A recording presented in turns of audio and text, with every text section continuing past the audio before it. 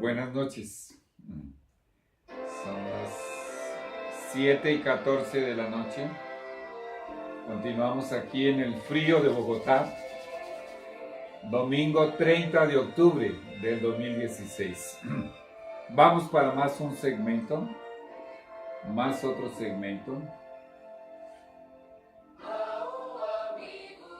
Bonito.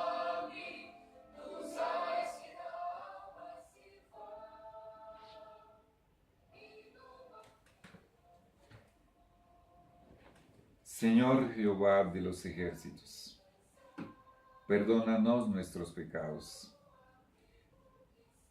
Danos, Señor, la libertad para expresarnos, también para estudiar, para entender, y especialmente, Señor, para aplicar y retransmitirle este conocimiento a otros. Te pido por todos aquellos que están viendo, que verán estas filmaciones, Señor.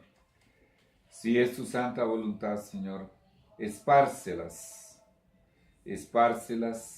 con tu poder, Señor. Padre eterno, si hay espíritus inmundos aquí o en el lugar donde estoy siendo visto, en el nombre de Jesús les digo a estos demonios que Jehová les reprenda, porque la sangre de Jesús tiene poder, porque el nombre de Jesús tiene poder. Padre Santo, que tu preciosa sangre, Señor, nos lave y nos purifique de toda impureza, de toda inmundicia, de todo pecado. Señor, por favor, responde a mi oración y responde a las oraciones que están siendo hechas por este ministerio.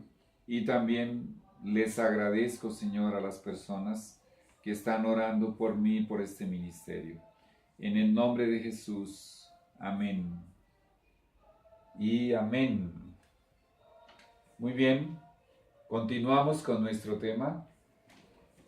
Preparación para la crisis final, porque Jesús vuelve a la tierra, pero antes de su regreso tenemos la peor crisis de la tierra.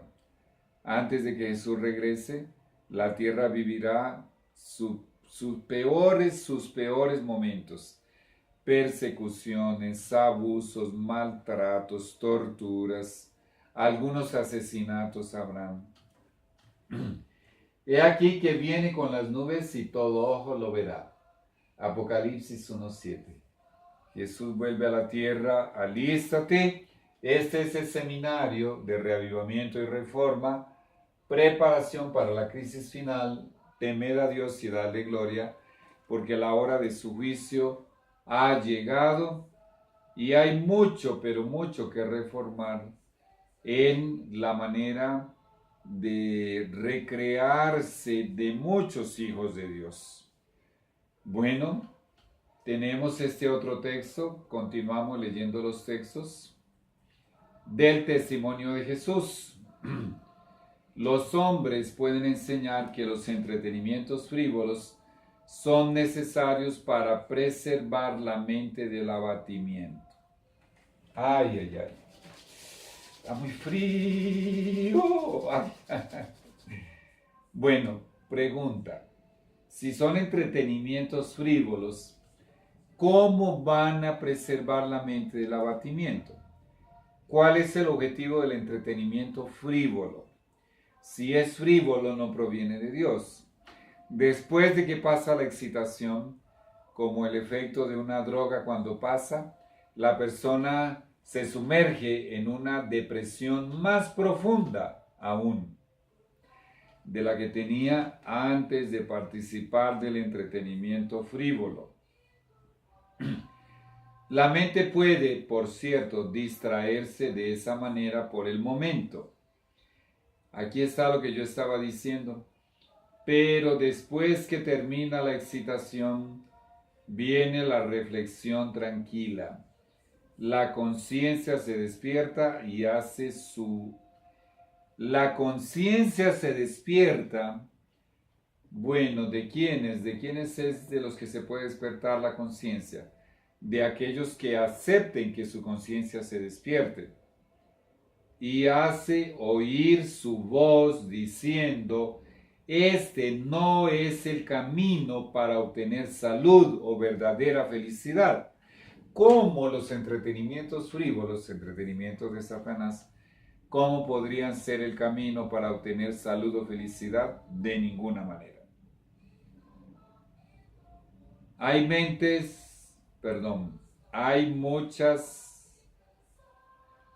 muchas diversiones que excitan la mente, pero es seguro que son seguidas de depresión. Bueno, es de eso que estamos hablando.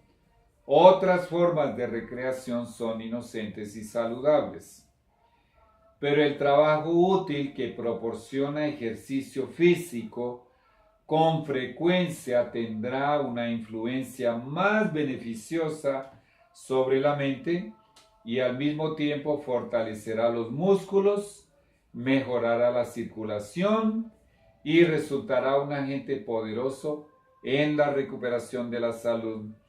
Signs of the Times, October 23, 1884. Esto está en Señales de los Tiempos. Finalmente llegamos al modelo perfecto humano de recreación. En su niñez, en su preadolescencia, en su adolescencia, en su juventud y en su adultez, Jesús es el modelo perfecto. Y descendió con ellos y volvió a Nazaret y estaba sujeto a ellos. Obviamente que José y María tenían muy claro en sus corazones, en sus mentes, lo que era la diversión apropiada para este niño que no tenía otro padre que al mismo Dios. Obviamente que eso estaba muy claro en sus mentes. Y es obvio que ellos deben haber tenido momentos de recreación maravillosos con el Hijo de Dios, con Jesús. Bueno, vamos a leer un poquitito de lo que está en esa fase de la recreación y lo que está asociado a esa recreación. Las facultades de Jesús, de su intelecto y de su cuerpo, se desarrollaban gradualmente en armonía con las leyes de la niñez. En los buenos principios era firme como una roca. Delante de él se extendía la gran biblioteca de las obras de Dios. ¿Por qué? Porque vivía en una aldea campestre llamada Nazaret y estaba rodeado de la naturaleza. Él nos dejó el modelo del lugar donde debemos vivir y cómo debemos vivir. El que había hecho todas las cosas estudió las lecciones que su propia mano había escrito en la tierra, el mar y el cielo. ¡Qué condescendencia la de Jesús! En el buen sentido, la buena condescendencia para salvar a la humanidad. Apartado de los caminos profanos del mundo, adquiría conocimiento científico de la naturaleza. ¿Quién creó la ciencia? El científico de los científicos, el propio Jesús. Estudiaba la vida de las plantas, los animales y los hombres. Vea, todo eso hace parte de la recreación verdadera. Desde sus más tiernos años fue dominado por un propósito. Vivió para beneficiar a otros. Si de alguna manera algunas áreas de nuestra vida, nuestra ocupación, nuestro oficio, nuestro desempeño, no beneficia a otros, hay algo que está mal, algo anda mal. Todo niño puede aprender como Jesús. Mientras tratemos de familiarizarnos con nuestro Padre Celestial mediante su palabra, los ángeles se nos acercarán, nuestro intelecto se fortalecerá, nuestro carácter se elevará y refinará. ¡Qué maravilla! Yo creo completamente en esto. Llegaremos a ser más semejantes a nuestro Salvador. El objetivo, una vez que iniciamos la carrera cristiana, la carrera hacia la vida eterna, es llegar a ser más y más y más semejantes a Jesús. Ese es el objetivo, llegar a reproducir el carácter de Jesús en nuestra vida. Y mientras contemplemos la hermosura y grandiosidad de la naturaleza, nuestros afectos se elevarán a Dios, nuestros sentimientos se elevarán a Dios. ¿Mientras qué? Mientras contemplemos las maravillas de la naturaleza. Para eso tenemos que estar rodeados de la naturaleza. Dios comenzó todo con el paraíso en medio de la naturaleza. Mantuvo en medio de la naturaleza a los primeros miembros de su primera iglesia que creyeron la profecía de Génesis 3:15. Y de la misma manera, el Señor hizo todo lo posible para que su pueblo siempre estuviese rodeado de las obras de Dios. La lección de los 40 años en el desierto. Era desierto, pero tenía la bóveda celeste y tenía las estrellas y tenía la presencia del propio Rey del Universo en la columna de fuego. Y el lugar a donde el Señor los llevó, allá, a lo que hoy es Israel, bueno, al comienzo, en sus primeras décadas, ellos tenían abundancia de naturaleza rodeándoles. Bueno, mientras el espíritu se prosterna asombrado, el alma se vigoriza poniéndose en contacto con el Ser Infinito mediante sus obras. Eso es, cuando vivimos en medio de la naturaleza. Las obras de la naturaleza son bellísimas. Yo tuve ocasión de viajar por el río Putumayo y después salir al río Amazonas y llegar hasta la ciudad de Manaus en 1980 para participar en un desfile militar en la Marina. Yo estaba embarcado en un buque de la Marina para participar en un desfile militar que era con motivo de la independencia de Brasil, el 7 de septiembre de 1980. Y yo me acuerdo que yo me subía en el buque de guerra, era un cañonero, yo me subía por el mástil a la cofia, y allá arriba en la cofia yo veía las copas de los árboles, un mar, un océano de copas de árboles al lado y lado del río, el río más ancho y más caudaloso del mundo, el río Amazonas. ¡Qué belleza que es la naturaleza! ¡Qué hermosura que es la creación de Dios! Bueno, ahora vino a mi mente. También tuve ocasión de caminar 22 días, 220 kilómetros en medio de la selva amazónica, de un lugar llamado Causoene, en el estado de Amapá, hasta un lugar llamado Oiapoque, sobre el río Oiapoque, que tiene frontera con la Guyana de Francia, que por cierto es territorio nacional francés. Bueno, esa experiencia en lo que se refiere a la naturaleza, en la cual por cierto yo arriesgué mi vida, estaba como aventurero en esa época, y fui acompañado por un francés de Marruecos y su esposa brasileña y otro brasileño del estado de Bahía en Brasil.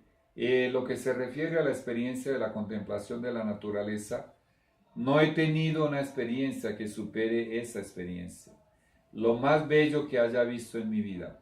220 kilómetros en medio de la selva amazónica. Los parajes, las huellas de los jaguares que ellos dejaban en el barro, en la tierra.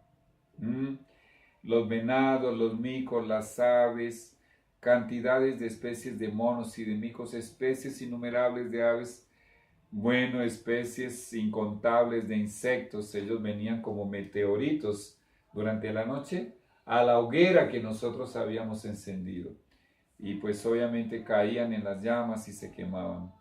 Bueno, y también vimos en algunas ocasiones, logramos ver de lejos, en portugués se llama as onças, los jaguares, qué cosa bellísima. Serpientes, serpientes también. En algunos trechos donde la vegetación había crecido encima de la carreterita que estaba inhabilitada por causa del invierno, pero era solamente barro, ya había crecido la vegetación y las culebras de muchos colores, ellas se extendían allí porque tomaban unos rayitos de sol, un baño de sol. Pero cuando dábamos el paso, ellas regresaban al medio de la selva. Bueno, y no existe cosa más linda que la naturaleza virgen, la naturaleza original.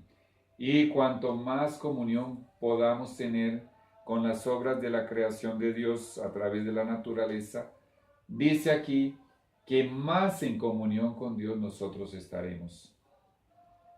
Aquí está. La comunión con Dios por medio de la oración desarrolla las facultades mentales y morales. Ahora escuche esto.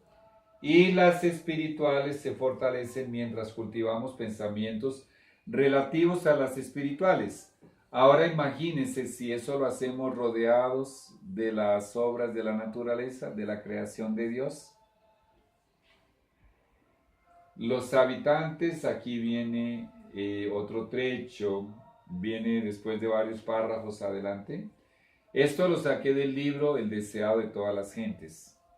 Los habitantes de Nazaret eran proverbiales por su maldad.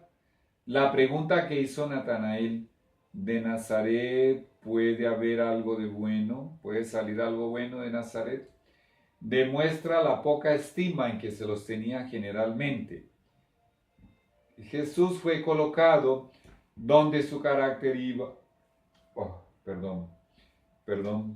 Jesús fue colocado donde su carácter iba a ser probado.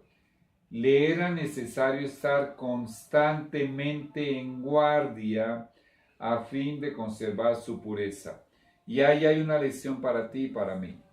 Tenemos que estar constantemente en guardia a fin de conservar nuestra pureza. La pureza es un regalo que nos da Jesús cuando nos convertimos. Cuando nosotros nos convertimos, le damos a Él toda nuestra inmundicia y Él nos regala su pureza. Y cuando el Padre mira a través de Jesús como un filtro perfecto, cuando nos mira a través de Jesús, mira y contempla la pureza de Jesús y dice para ese nuevo Hijo de Dios, ahora tú eres puro. Pero tenga bien claro, amigo y hermano, que esa pureza es la pureza de Jesús que me fue regalada. ¿Cuánto más no tengo que apreciarla y conservarla? Jesús estuvo sujeto a todos los conflictos que nosotros tenemos que arrostrar, a fin de sernos un ejemplo en la niñez, la adolescencia y la edad adulta. Lee ese libro maravilloso, El deseado de todas las gentes. En su vida laboriosa no había momentos ociosos que invitasen a la tentación. Y aquí hay un detalle muy importante. La recreación que practiquemos de ninguna manera debe ser una invitación a la ociosidad. Hay muchos tipos de diversión que el diablo llama recreación, que no son otra cosa que ociosidad que invita a la tentación. No había horas vacías que preparasen el camino para las compañías corruptas. ¿Tú quieres una regla de oro para llegar al cielo? Una de las reglas de oro de la receta para llegar al cielo. Escucha esta regla, por lo que acabamos de leer aquí. Nunca estés ocioso. Nunca te permitas nada, ni un instante de ociosidad. Regla de oro para juntarla a las otras reglas para llegar al cielo. En cuanto le era posible, cerraba la puerta al tentador. Bueno, unos párrafos más adelante voy a leer la tentación, la pobreza. Escucha bien, la tentación, la pobreza la adversidad, esas tres cosas son la disciplina que se necesita para desarrollar pureza y firmeza. Una vez obtenida esa pureza, tú puedes desarrollarla y también la firmeza con tres ingredientes: la tentación, la pobreza y la adversidad. Tremendo. Aprendió un oficio. Bueno, unos párrafos más adelante lee: aprendió un oficio y con sus propias manos trabajaba en la carpintería de José.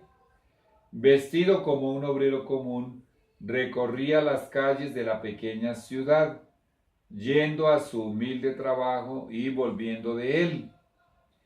Su vida tranquila y sencilla, y aún el silencio de las Escrituras acerca de sus primeros años, nos enseñan una lección importante. ¿Cuál es esa lección? Mucha atención, padres de familia.